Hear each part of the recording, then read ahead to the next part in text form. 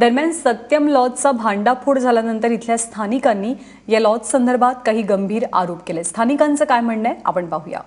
आमचा हा स्वतःचा मालकीचा प्लॉट आहे। आमचा सत्यमशी काही संबंध नाहीये, परंतु आमच्या बरोबर लागून आमच्या प्लॉटला बरोबर लागून हा सत्यमचा प्लॉट आहे, ही इमारत आहे आणि ती बेकायदेशीर आहे। बेकायदेशीर धंदे चालतात, आम्हाला वर्षानुवर्षे माहिती होतं, परंतु प्रशासनाला बऱ्याच नागरिकांनी कंप्लेंट करून सुद्धा प्रशासन पोलीस अधिकारी यांनी कधी कारवाई नाही केली। कारवाई केली तर ती तात्पुरती कारवाई केली, परत त्यांचे अवैध धंदे चालायचे। त्याच्यामुळे आम्ही सुद्धा आमच्या प्लॉटवरती येताना गाडी लांब लावून आम्हाला चालत यायला लागायचं। आणि या संदर्भात अधिक माहिती देत आहेत माझे सहकारी मिलिंद भागवत। मिलिंद, सध्या कारवाई कुठपर्यंत आली आणि ताजी माहिती काय मिळते या लॉजवरती जी कारवाई करण्यात आली त्या संदर्भातली?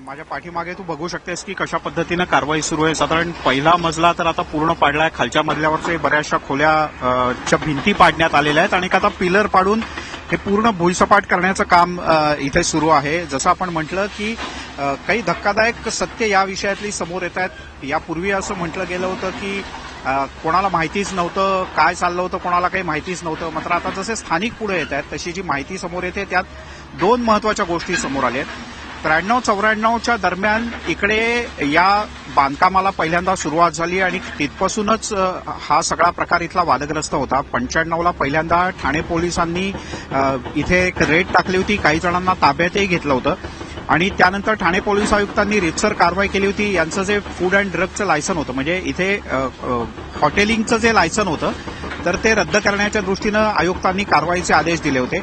पुढे सगळं प्रकरण 94-95च्या नंतर तत्कालीन गृहराज्यमंत्र्यांच्या समोर गेलं, तिकडेही त्याची सुनावणी झाली।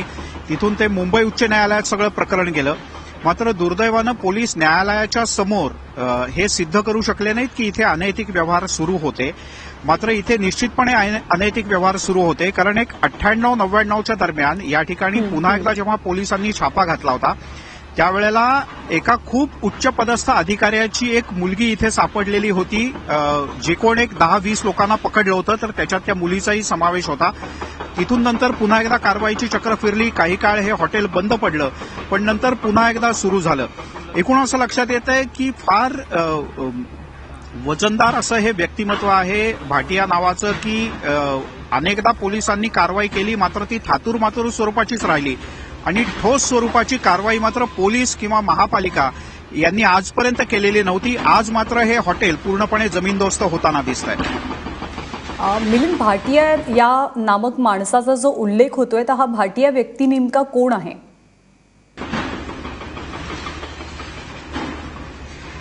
ही भाटिया व्यक्ती कोण आहे हे शोधण्याचा आम्ही बराच प्रयत्न केला, मात्र खरं तर महापालिकेचे अधिकारी किंवा पोलीस अधिकारी सुद्धा सातत्यानं आता म्हणतात की भाटिया कोण आम्हाला माहीत नाही। मात्र ज्या अर्थी वर्तकनगर पोलिसांनी एकदा नाही तर 4-4 वेळेला इथे धाड टाकून कारवाई केली होती, ज्या अर्थी ठाणे पोलिसांच्याकडे याचे लिखित स्वरूपातले पुरावे आहेत, आयुक्तांपर्यंत याची सुनावणी झाली होती, त्या अर्थी असं होणं शक्यच नाही की ठाणे पोलीस आयुक्तालयातल्या किंवा वर्तकनगरच्या पोलीस अधिकाऱ्यांना किंवा महापालिकेला ही भाटिया नावाची व्यक्ती माहीत नाही। मात्र असं समोर येत आहे की यांचे राजकीय लागेबांधे सुद्धा आहेत, मंत्रालयात सुद्धा पूर्वी लागेबांधे होते आणि पोलीस अधिकाऱ्यांचे सुद्धा लागेबांधे होते आणि म्हणूनच मेन रोडला लागून, म्हणजे याच्यात थोडंसं एक 10 मीटर अलीकडे बघितलं तर येऊरकडे जाणारा जो वनविभागाचा रस्ता आहे जो सुरू होतो, इकडे 24 तास चौकी आहे वनविभागाची। इथे 24 तास पाळत ठेवली जाते, येणाऱ्या जाणाऱ्याची तपासणी सुद्धा अनेकदा केली जाते की तुम्ही दारू घेऊन जात नाही ना। मात्र तिथून 10 मीटरच्या अंतरावर बरोबर समोरच्या बाजूला हे जे सगळं सुरू होतं तर ते फारच भयानक होतं आणि आजपर्यंत त्याच्याकडे का आणि कसं दुर्लक्ष झालं हाही प्रश्न आहे। आणि आता नागरिक पुढे येऊन हळूहळू बोलायला लागलेत। नागरिक विचारतायत की जे कोणी याच्याकडे दुर्लक्ष करत होते सातत्यानं तर त्यांच्यावर कारवाई होणार का?